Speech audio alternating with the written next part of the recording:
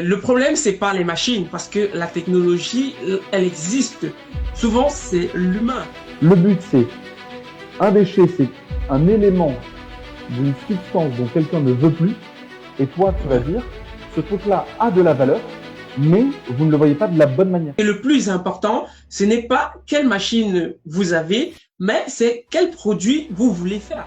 Faire chauffer la matière pour les faire prendre une autre forme, c'est là où on s'est rendu compte que les machines qui étaient proposées sur le marché n'étaient pas assez performantes.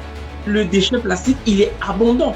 Dans les villes du Cameroun, c'est près de 600 000 tonnes de déchets qui sont produits annuellement. Bonjour, Dorian Tessa, directeur technique de Carbon Blue. Bienvenue dans notre Green Business Talk ou à Afrique Green 24. Nous sommes heureux de te recevoir ici dans ce podcast qui se fait un échange amical et convivial entre acteurs du secteur de l'économie circulaire. Nous abordons les sujets de lutte contre la pollution, développement durable et industrie, tout ce qui va avec. Et nous sommes heureux de te recevoir aujourd'hui. Écoute, bonjour Ismaël, moi ça va très très bien. Je suis vraiment très heureux déjà de juste pouvoir échanger avec toi et puis de pouvoir présenter Carbon Blue. Je crois que j'aurai un peu plus de temps pour présenter cette belle entreprise qui me touche beaucoup. Et voilà, donc c'est une grande joie en tout cas. D'accord. Alors, mesdames, mesdemoiselles et messieurs, je suis Ismaël Sommet, je suis cofondateur d'Afrique Green 24. Afrique Green 24, c'est une plateforme d'intelligence environnementale.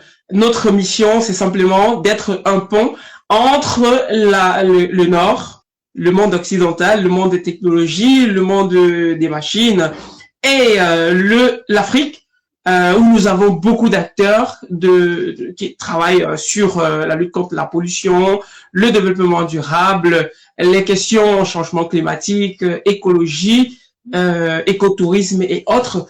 Et nous essayons de prendre la force d'un côté pour renforcer ces organisations afin qu'elles puissent contribuer au développement durable de l'Afrique, afin qu'elles puissent contribuer à la création des emplois. Et comme vous l'avez compris, nos organisations ont un grand besoin d'équipement, d'infrastructures, parfois de financement. Et notre organisation Afrique Green 24 assure le renforcement des capacités de ces organisations et cherche des contacts avec des organisations comme Carbon Blue afin de voir comment dynamiser et rassembler les ressources pour pouvoir équiper ces organisations et aller de l'avant. Aujourd'hui, nous recevons Dorian Testa qui va se présenter dans quelques minutes. Il vous dira qui il est, que font-ils à Carbon Blue, depuis combien de temps ils existent et surtout, quelle est leur vision, après avoir parlé bien sûr de leur impact, ce qu'ils ont contribué à faire dans la France et leur vision et l'intérêt de pourquoi pas s'étendre en Afrique en collaborant que ce soit avec Afrique 24 ou autres acteurs locaux. Dorian, alors dis-nous, qui es-tu? Cette émission est enregistrée, c'est vrai que c'est en direct, mais c'est enregistré et ça sera diffusé après sur l'ensemble de nos canaux, que ce soit LinkedIn, Facebook ou TikTok, etc. Donc moi je m'appelle Dorian Testa, je suis français, je suis né à Marseille, j'ai 28 ans, je suis papa de 3 enfants. Et donc, je travaille chez Carbon Blue. Carbon Blue, c'est une entreprise qui a été fondée par mon père. Il faut savoir que l'on est une famille d'entrepreneurs et une famille qui travaille dans l'industrie plastique depuis quelques générations. Mon arrière-grand-père, à la fin des années 50 et au début des années 60, avait l'un des premiers équipements en France pour réaliser de l'extrusion de tuyaux plastiques dans le sud de la France. Et ensuite, mon grand-père a beaucoup travaillé pendant toute sa carrière à développer des entreprises sur de l'industrie plastique, alors dite standard ou dite lourde, sur lequel en fait vous avez une fabrication ou une production sur un site donné, et vous allez acheter de la matière première, et de cette matière première-là, vous avez la capacité de faire des produits. Donc, c'est une industrie qui se basait principalement sur ce qu'on appelle le plastique vierge, qui est un plastique qui s'indexe typiquement sur le prix donc, du baril, vu que vous allez prendre un baril de pétrole, et selon le niveau de raffinage où vous allez le faire chauffer, vous allez récupérer une certaine partie de ce raffinage-là, et ensuite donc vous allez pouvoir le retransformer donc sur le polymère plastique choisi. Pardon. Et à peu près dans les années 90, il y a eu toute une réflexion sur le recyclage plastique, et notamment en France, il semblait assez aberrant et déloyal de ne pas considérer le recyclage comme une source de business qui devait être particulière. À savoir, si l'industrie plastique sur le plastique vierge s'indexe sur le baril, lorsque vous faites du recyclage plastique, il faut aller récupérer cette matière-là, il faut aller la trier, il faut peut-être aller la pré-traiter pour ensuite pouvoir la transformer. Donc, on ne parle pas sur les mêmes échelles de coûts. Et donc, la réflexion, et mon grand-père a même été à la direction européenne sur le recyclage plastique en 94 pour essayer de repenser ce monde. Donc, c'est un problème qui ne date pas d'hier, à repenser un peu ce monde sur le recyclage plastique. Et ensuite, donc, du coup, il a racheté et a fait se développer une entreprise qui s'appelle MP Industrie, qui est actuellement gérée par mon oncle, qui est à côté de Marseille et qui fait du recyclage plastique, pareil, sur un fonctionnement assez standard, sur lequel vous avez un site qui est dans un emplacement et vous amenez de la matière plastique jusqu'à ce site-là pour ensuite faire de la fabrication. Donc, typiquement, ils sont plutôt sur de la fabrication de mobilier urbain ou de protection de quais pour les déchetteries, etc. Et donc, avec toute cette genèse au niveau de notre famille, mon père qui a travaillé en Chine pour vendre du machinisme agricole européen vers la Chine, nous a permis de pouvoir vivre à l'étranger. Et donc, je parle couramment chinois et j'ai grandi là-bas, du coup.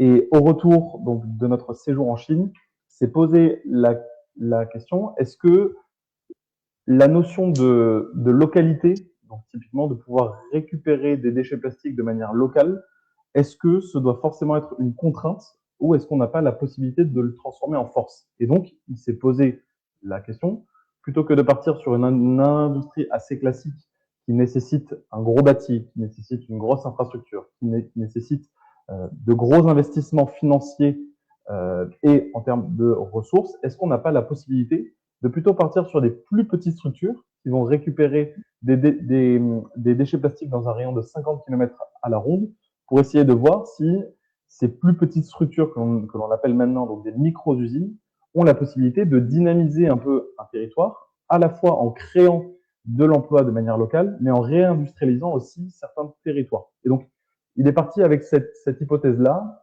et pour la vérifier, c'est très simple, il a créé sa première micro-usine lui-même, il a géré avec 2 collaborateurs. Et donc, il a fait ce test-là un peu pour ce concept pendant 2 ans et demi.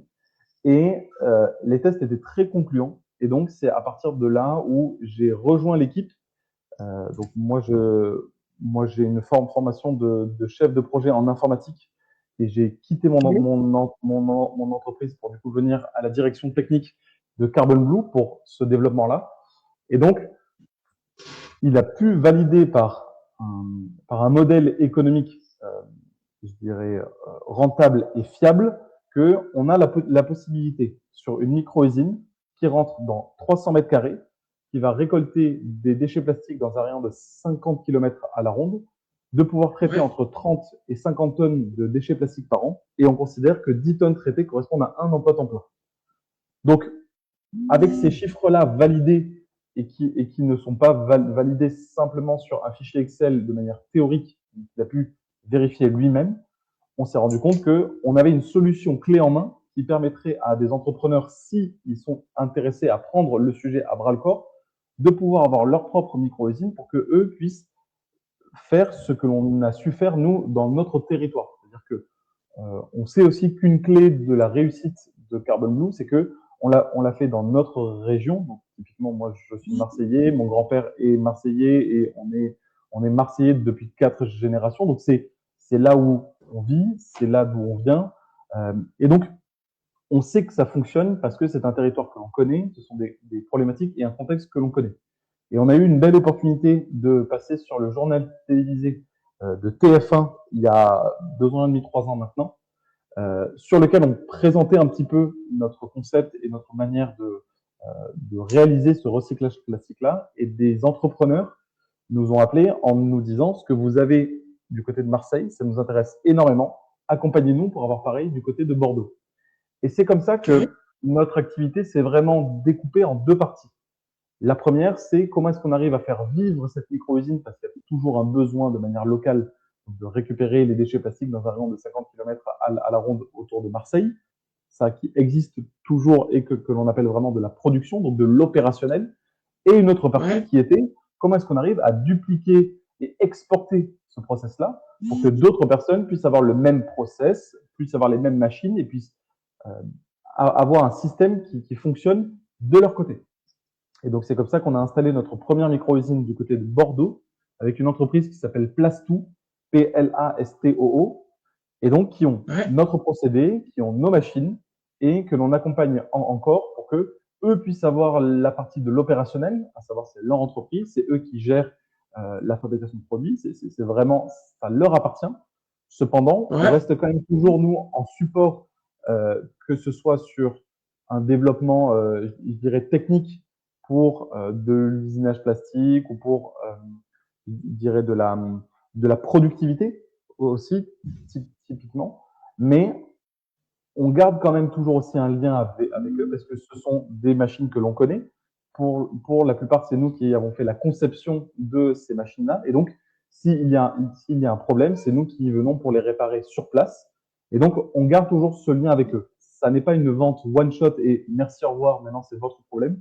Le but est quand même de pouvoir créer un réseau et de garder un lien avec eux. Et donc, la première micro-usine que l'on a vendue est du côté de Bordeaux. Et il s'avère qu'on a eu une belle opportunité. On a rencontré des entrepreneurs qui ont une belle entreprise qui s'appelle Ivos, qui est sur Abidjan, qui font du retraitement de déchets de groupes pétrochimiques. C'est ça, de groupes sur des plateformes pétrolières sur Abidjan. Et donc, ils sont venus nous voir en nous disant que le retraitement de déchets plastiques, ça, ils en faisaient déjà pour faire de la revalorisation énergétique, mais ils avaient la volonté de pouvoir faire plus et donc de pouvoir avoir vraiment une fabrication de produits pour dynamiser l'économie locale, que ce soit par exemple sur des nouveaux matériaux pour de la fabrication ou sur de la construction.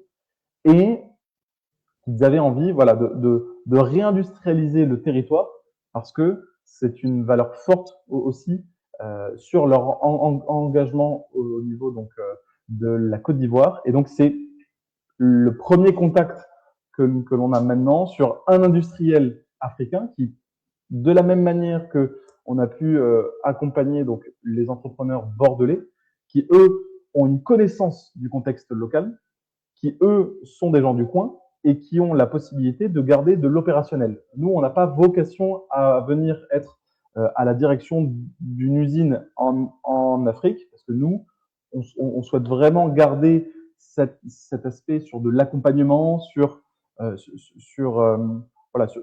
le fait que les entrepreneurs puissent monter en compétences et que du coup, ayant la main sur le procédé. Tout à fait. Et sans vouloir te couper, je ne sais pas si tu m'écoutes. Alors, je voudrais un peu paraphraser parce que tu nous as donné beaucoup d'informations et c'est exactement, tu nous as plongé là dans le vif du sujet. Et là, tu es en train de parler déjà de ce que vous faites en Afrique et on arrive sur votre vision.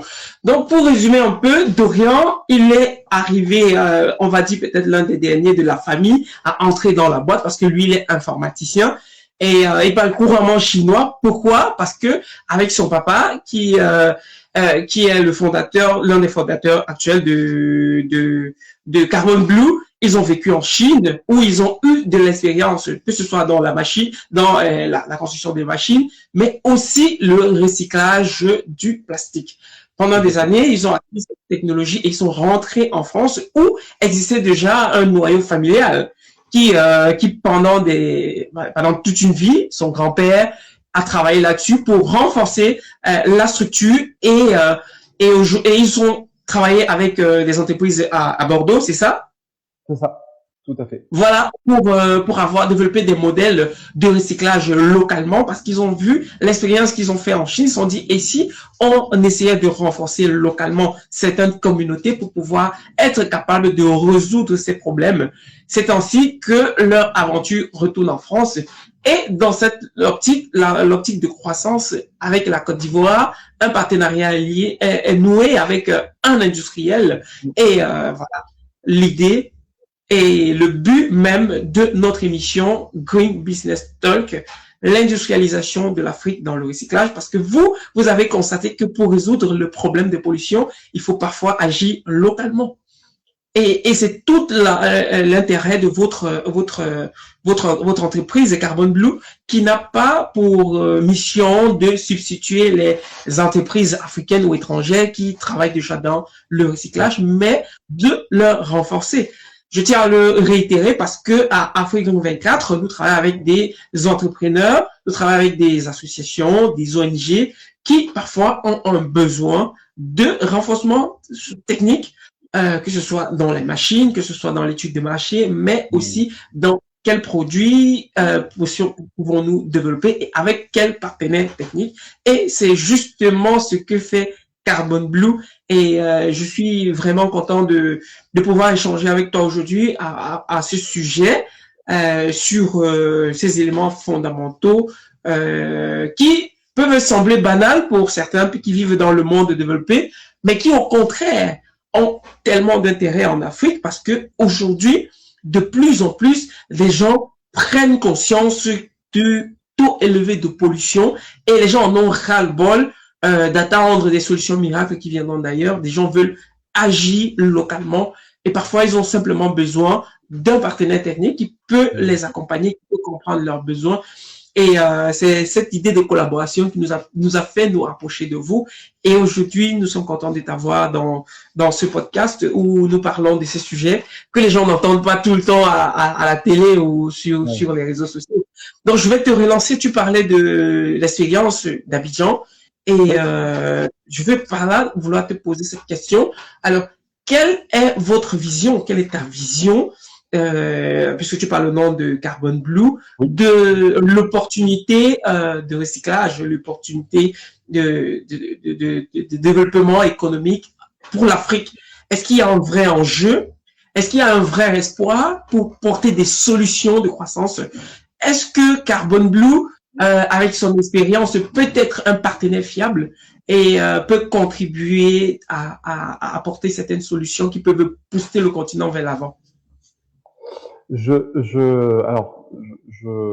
J'abonde en ton sens et je vais faire un petit spoiler. Oui, il y a de belles opportunités et il me semble qu'il y a encore tellement de belles choses à faire. Cependant, ce que je dirais, c'est que moi, je sais parler de ce que je connais bien. Je sais parler de la France, je sais parler de la Chine. Et pour savoir quelles sont les réelles opportunités en Afrique, il faudrait que je connaisse l'Afrique. Et de ce que je crois comprendre, l'Afrique est à tort considérée comme un tout et qui, en fait, les gens au Sénégal sont exactement les mêmes que au Gabon ou que au Cameroun. Et en fait, nous, vraiment, le but, ça n'est pas d'avoir une connaissance dans la globalité, mais en fait, vraiment de connaître les acteurs locaux, parce que à Yaoundé, ça ne sont pas les mêmes problématiques que à N'Djamena. Et donc, c'est vraiment. Alors, certes, il y a un besoin de solution qui est à peu près constant. Typiquement, sur une problématique, donc par exemple sur la ville de N'Djamena, on a pu échanger avec des entrepreneurs qui seraient intéressés donc pour retraiter les déchets plastiques vraisemblablement dans la ville. Et typiquement, typiquement, ils ont des gros soucis lors des inondations, que ce soit sur les caniveaux où en fait les caniveaux sont remplis avec des bouteilles d'eau. Et donc typiquement, ça Ouais. peut créer donc, des inondations qui sont un problème du coup d'ordre public. Et donc, ce sont des domaines que je commence à connaître et que je comprends, mais que je ne prends pas comme une vérité absolue. Et je vais dire, bah, le projet qu'on a fait sur N'Djamena, je fais un copier-coller et au Sénégal, ça va marcher pareil. Donc, c'est pour ça que je ne considère pas tant l'Afrique comme un espèce de bac à sable avec des opportunités à tout va et qui sont exactement les mêmes, mais plutôt sur un territoire où il y a tellement de choses à faire et il y a une prise de conscience dans chacun de ces pays-là où les gens disent, bah, en fait, on se rend compte qu'on est les grands perdants de cette industrialisation et on voudrait, plutôt que de prendre certains déchets et de les envoyer à l'autre bout du monde, on voudrait pouvoir les, les gérer sur place, créer une nouvelle économie sur place. Et donc, c'est plus par rapport à ça que je sais me positionner et dire que Carbon Blue est une solution qui est viable parce que, et tu l'as très bien dit, on est ce pont, nous, entre des technologies, une réflexion sur du machinisme chinois, avec un savoir-faire et une excellence française qui reste vraiment sur de l'accompagnement après sur du long terme pour des machines. Et donc, c'est dans cette position-là qu'il nous semble qu'il y a un réel intérêt, parce que le besoin existe, les entrepreneurs sont de plus en plus présents, et donc, c'est comme ça que l'on souhaite vraiment avancer. Mais donc, notre position est pas tant, on va aller se concentrer sur le Sénégal et on va faire un espèce de lobbying fort. Non, c'est que on a besoin d'entrepreneurs qui viennent nous voir et dire, voilà, moi j'ai pris les choses en main, je veux que mon pays bouge, je veux que ma ville bouge, et donc du coup, je veux être accompagné. C'est-à-dire que dans cette prospection, on a toujours besoin d'avoir des entrepreneurs locaux, des gens qui prennent le sujet au sérieux, pas oui, ça m'intéresserait un peu. Non, non, non. Nous, on est vraiment là pour accompagner, pour faire des projets qui durent et pour qu'il y ait un savoir-faire et une économie locale qui se développe. Et dans les échanges que l'on a pu avoir, Ismaël, et aussi avec nos partenaires donc sur Abidjan, cette compréhension-là de ce déchet qui nous embête un peu tous, parce qu'en fait, c'est sur du post-consommation. Donc, on a un produit sur lequel, une fois qu'on a consommé ce produit-là, on a un résidu que l'on ne sait pas traiter, donc qui s'appelle un déchet. Mais d'un autre côté, dans les déchets plastiques, c'est compliqué parce que plusieurs déchets peuvent avoir exactement la même tête, la même couleur, mais ça n'est pas le même polymère. Donc, de manière moléculaire, il ne va pas se comporter de la même manière au choc, à la chaleur, à l'érosion, etc. Et donc, nous, vraiment, le but, c'est d'apporter cette connaissance-là locale aussi pour qu'il y ait une compréhension dans le déchet, comment est-ce qu'on le traite, quelles sont les bonnes manières de le faire, quels sont les produits aussi qui peuvent en être issus, et donc de pouvoir créer tout cet acheminement, parce que, et nous, il faut être très très clair, hein, on ne considère pas qu'on est de concurrents, parce qu'en fait, on a tous à y gagner énormément à ce qu'il y ait de plus en plus de gens qui fassent comme nous. Et donc, nous, ce qu'on veut vraiment, c'est générer ces vocations, c'est pouvoir accompagner ces entrepreneurs-là pour que les choses puissent bouger de manière locale. Donc, pour répondre à ta question de manière un peu plus brève, oui, les opportunités sont absolument phénoménales. Oui, il y a beaucoup de choses à faire. Oui, les choses bougent. Et nous, ce qui nous manque, en fait, c'est l'aspect de l'humain. C'est-à-dire que on peut penser que le plus important, c'est d'avoir les bonnes machines. Le plus important, c'est d'avoir le bon process. Non, le plus important, c'est d'avoir sur place des entrepreneurs ambitieux qui croient au développement et au déploiement de nouvelles solutions viables sur leur territoire pour que eux puissent créer de l'emploi de manière locale, etc., etc. Et donc nous, c'est ce Voilà, qu'on cherche. voilà. Dorian, tu l'as très bien dit. Tu l'as très bien dit. Je vais rebondir en te posant une autre question, mais avant, je vais essayer de faire comprendre clairement le message que tu as dit. Le problème, c'est pas les machines, parce que la technologie, elle existe. souvent c'est l'humain. Et c'est un enjeu très important parce que à Afrique Green 24, nous sommes une plateforme qui réunit les associations, les porteurs d'idées, les ONG, les startups ou les PME qui travaillent dans le secteur de l'économie circulaire. Le secteur, il est vaste. Il y a le plastique, il y a tout type de plastique que tu peux connaître, que ce soit sur la logistique, le transport, le pré-traitement, après le recyclage. Après, il y a également l'énergie renouvelable, il y a l'agriculture durable. Je veux par là te poser cette question. Quelles sont les machines en date d'aujourd'hui? Quelles sont les technologies sur lesquelles on peut compter avec Carbon Blue? C'est vrai que moi je suis environnementaliste, je connais un petit peu. Est-ce que si vous venez, on va pas prendre le cas d'Abidjan, vous le connaissez. On va prendre le cas peut-être du Bénin. On va prendre le cas du Bénin où il y a un ensemble, un réseau d'associations qui contactent Afrique Green 24 et ils disent nous sommes 10 associations dans 10 villages. Nous avons besoin de nous structurer pour passer à l'industrialisation dans la gestion de ces déchets. Nous avons déjà des actions, nous collectons des déchets, nous assainissons, généralement on fait le tri, on vend comme ça à la ramasse, mais on veut faire quelque chose. Est-ce que dans une logique d'étude de marché, je ne demande pas de faire une étude de marché, bien sûr qu'il faut le faire, mais dans une logique d'accompagnement, tu pourrais nous dire comme ça, d'arracher les machines de base qui sont nécessaires pour toute industrie et pour que je le dis pour que les internautes, ceux qui vont nous écouter, ceux qui sont qui font partie d'un programme d'accompagnement puissent comprendre de la bouche d'un technicien les une, deux, trois machines de base qui sont facilement accessibles et qui peuvent acheter s'ils veulent à carbone, bon, à une entreprise vendeuse ou commander, mais qu'ils collaboreraient avec peut-être Afrique Green et Carbon Blue pour pouvoir s'équiper et être suivis sur le terrain.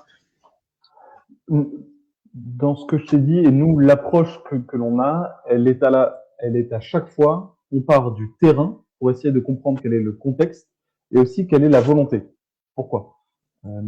Typiquement, alors sans forcément faire un copier-coller de ce que l'on a fait sur Abidjan vers d'autres endroits, il faut comprendre aussi ce déchet, on va le prendre, on va lui appliquer une transformation et on veut créer quelque chose.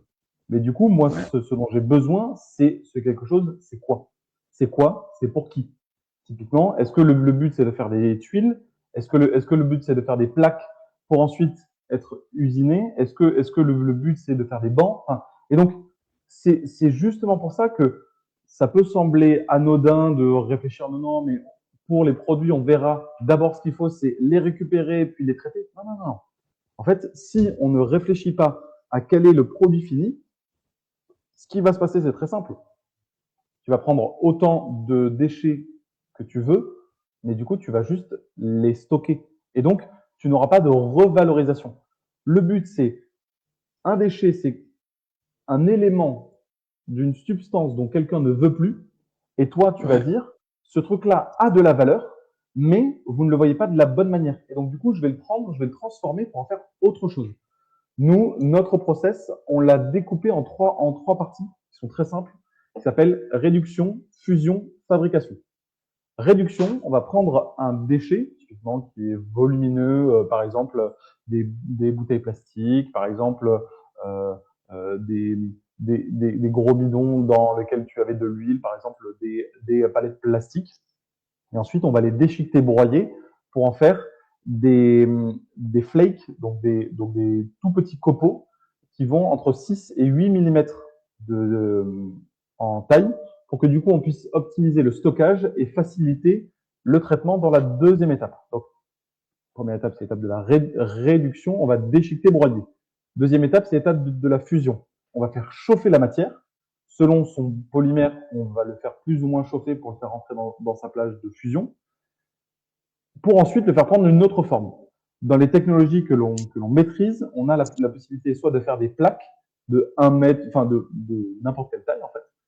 Nous, la taille standard que l'on fait, c'est du 1,20 m par 1,20 m sur différentes épaisseurs. Et donc, réduction, fusion, on sait aussi utiliser une autre technologie, donc qui n'est pas de la thermocompression, où on ne va pas faire chauffer la matière et la comprimer dans un moule, mais on va plutôt faire ce qu'on appelle de l'extrusion, où en fait, vous allez avoir un espèce de moteur avec une vis sans fin et de la matière qui rentre, qui est chauffée, pour ensuite en faire un espèce de boudin. Et de ce boudin-là, on lui fait prendre une certaine forme. Donc, on sait faire par exemple du profilé en 2,5 cm par 10 cm sur des longues barres, grosso modo. Donc, ces deux procédés-là au sein de la fusion, c'est généralement, on fait soit des plaques, soit on fait de l'extrusion. Donc, réduction, fusion, et la dernière étape, la fabrication, où avec ces plaques et ces planches-là, on va venir les usiner et les travailler un peu à la manière d'un artisan et d'un menuisier pour, avec des machines industrielles, avoir la possibilité de les usiner, de les retravailler, de les poncer, de les raboter. Donc, dans ce process en 3 étapes, réduction, fusion, fabrication, c'est ce qui nous permet de, à la fois, récupérer le déchet plastique, le faire prendre une plus petite forme, puis ensuite de le transformer pour en faire vraisemblablement des plaques. Et de ces plaques-là, on va les travailler pour en faire un produit. Par exemple, on sait faire des chaises, des bancs, des tables, ce que tu veux. Et donc, c'est pour ça que le focus que l'on met toujours, c'est quel est le contexte et quel est le produit fini. Si au Gabon ou au Bénin, on se rend compte qu'il y a une crise sur des matériaux de la construction, par exemple sur des briques ou sur des tôles plastiques ou sur, sur des bancs, on a la possibilité de réfléchir ça avec eux pour que la chaîne de traitement en réduction, fusion, fabrication puisse être beaucoup plus adaptée pour eux. Et le cas que l'on peut aussi avoir et qui est un cas réel que l'on a par exemple en Côte d'Ivoire ou au Sénégal, c'est il y a un gros problème sur l'usage de bois parce que il y a une grosse crise du bois qui se fait donc en Afrique de l'Ouest et notamment au niveau des termites. Et du coup, il faut soit des bois qui soient traités, donc de venir leur mettre des produits chimiques pour les traiter, soit d'utiliser des bois de palétuvier qui sont beaucoup plus résistants contre les termites. Seulement, la surexploitation des bois de palétuvier impacte toute la biodiversité au sein des mangroves et donc les États mettent une holà pour qu'on ne l'utilise plus. Et donc, il y a une problématique qui est une crise du bois sur de la construction, mais d'un autre côté, c'est une belle opportunité pour que, plutôt que d'acheter le bois à l'extérieur, de pouvoir avoir une filière locale pour recréer un peu ce manque qui s'est fait parce qu'il y a un réel besoin. Et donc, c'est pour ça que il m'est difficile de te dire, écoute, si tu as telle machine, je sais te dire à 100% que ça va marcher. Le but, c'est une réflexion un peu plus en dézoomé plutôt que juste, écoute, il te faut un broyeur, plus une extrudeuse, plus machin. Certes, mais il faut surtout comprendre quel est le besoin local et comprendre quelle est l'ambition et quel est le marché qui est lié derrière. Parce qu'il faut une viabilité économique. Alors là, tu as répondu, tu as cité des produits, et c'est ce qu'on aime, c'est ce que les acteurs aiment entendre, que avec ce partenaire technique, je peux faire un banc, voilà, je peux faire un sac, je peux faire une chaussure, tu as donné des exemples concrets, et je réitère que le plus important, ce n'est pas quelle machine vous avez, mais c'est quel produit vous voulez faire. Parce qu'on parle d'économie circulaire, on parle d'industrialisation. Le déchet plastique, il est abondant. Dans les villes du Cameroun, c'est près de 600 000 tonnes de déchets qui sont produits annuellement. Donc c'est énorme, c'est beaucoup de quantité de plastique qui arrive en profusion, en continu. Et résoudre ce problème demande, pour quelqu'un qui pense dans la durée, pour quelqu'un qui pense impact, pour une entreprise qui veut se mettre pour avoir des solutions sur la durée, c'est je fais quel produit qui est utile à quel niveau. En ce moment, vous venez près du technicien qui a, si vous travaillez avec AfriGreen, qui vous dit, alors nous on travaille avec Carbon Blue et Carbon Blue en ce moment vous dit, ok, pour votre produit, nous on va procéder comme ceci, il vous faut telle machine. D'où il ressort l'importance d'être accompagné. Je vais te poser cette question, toi maintenant en tant qu'entrepreneur. Tu comprends que c'est important. Il faut pas simplement se lever et commander une machine à une entreprise parce qu'après, qu'est-ce qu'on veut faire derrière? Peut-être on a étudié en ligne, on a entendu des trucs, on a vu des gens faire du recyclage, on s'est dit, bien, j'ai vu une machine chez mon voisin, lui il fait des chaises, je sais pas, peut-être si j'achète la même machine, je pourrais faire des sacs. Alors, c'est important dans l'entrepreneuriat d'être accompagné, que ce soit dans la structuration de votre projet, dans l'étude de ce que vous allez faire. Et voilà, le conseil, non seulement même l'acquisition du matériel nécessaire.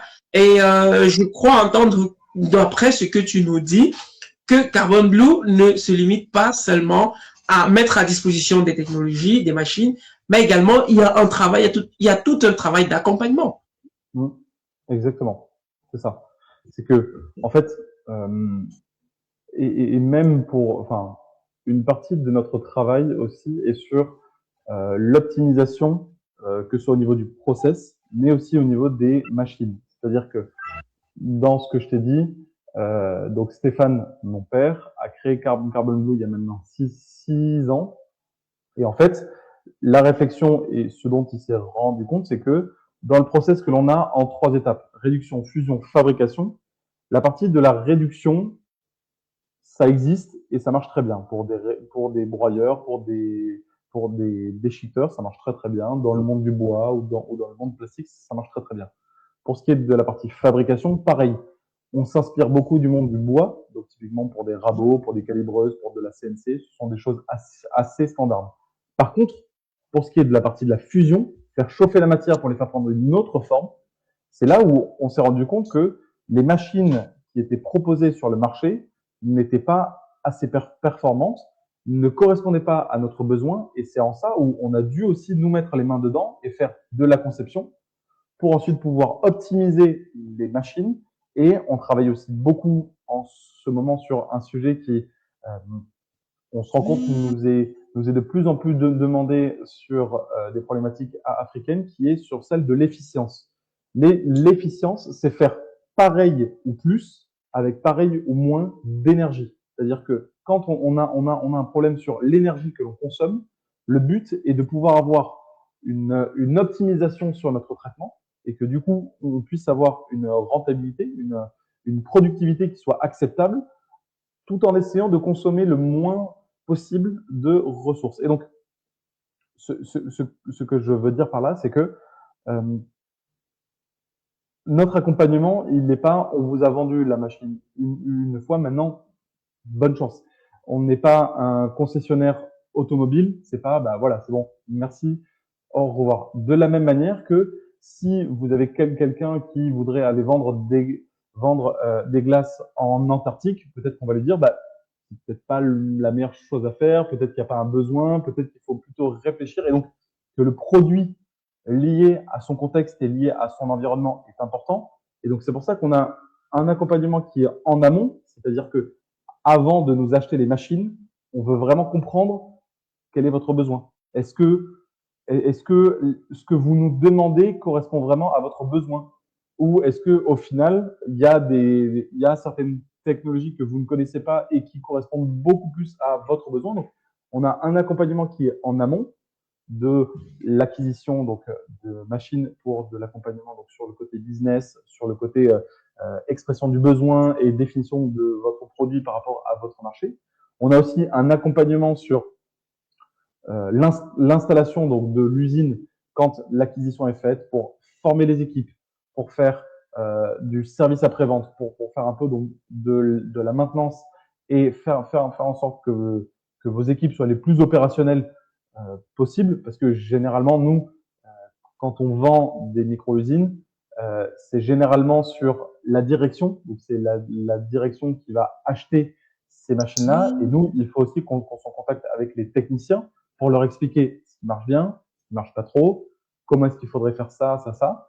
Et donc, avant, pendant et après, s'il y a des nouveaux besoins, s'il y a des problématiques liées à la machine, parce que si à un moment donné, sur un usage intensif, La machine peut avoir quelques défauts. Nous, le but, c'est que on puisse avoir une partie de nos équipes qui viennent vous voir sur place pour régler le problème le plus rapidement possible. Parce qu'en fait, si les machines ne fonctionnent pas, c'est de la rentabilité perdue. Et donc, voilà, c'est vraiment cet accompagnement de l'entrepreneur, mais aussi des équipes qui vont être en contact avec les machines quotidiennement sur du long terme.